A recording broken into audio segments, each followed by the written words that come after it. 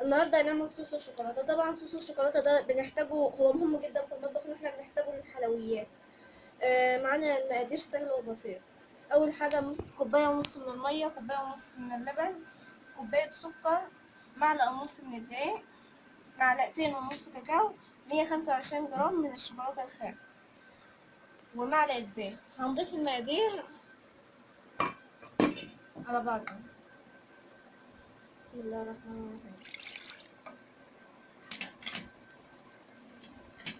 هنضيف اللبن على الميه،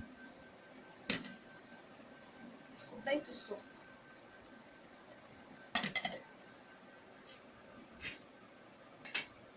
معلقه ونص من الدقيق،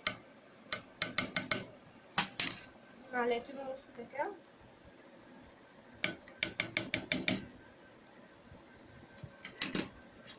اقلبهم وارجع لكم تاني.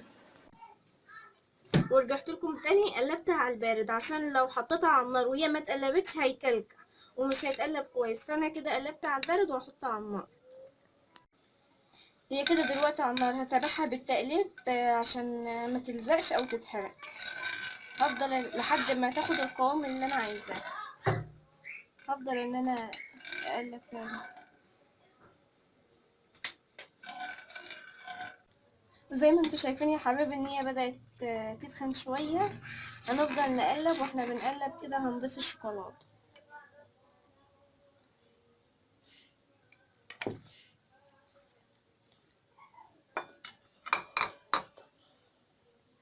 ويكون على نار متوسطة عشان الشوكولاتة ما تتحرقش. ونتابع بقى بالتقليب، وكل ما الوقت يمر بنلاحظ ان هي بتتخن لحد ما يجي القوام اللي احنا عايزينه.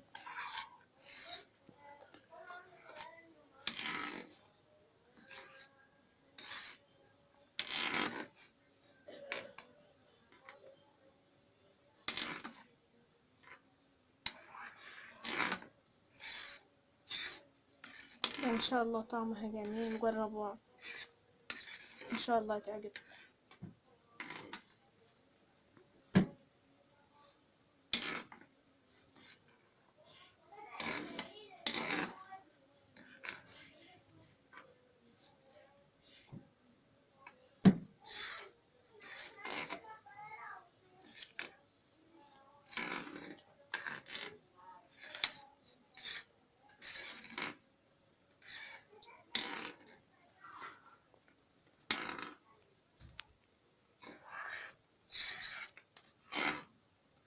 ممكن نضيف معلقة زبدة، لو مش موجود زبدة هنضيف معلقة زيت لو مش متوفر الزبدة.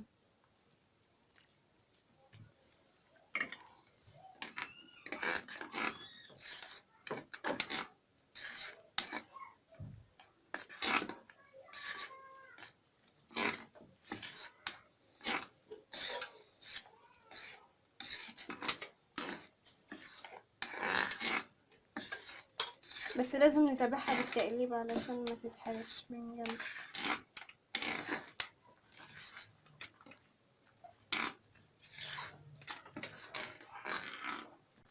كده زي ما انتوا شايفين قامت بالغلية وبدأت توصل القوام اللي احنا عايزينه. طبعا مش كلنا بنحب نفس القوام ده، بس انا بحبه يعني بالقوام ده، زي ما انت وراحتك. بس كل ما تخليها على النار اكتر كل ما تبقى تدي قوام اتخن. هي كده ان شاء الله خليها على كده. هقفل عليها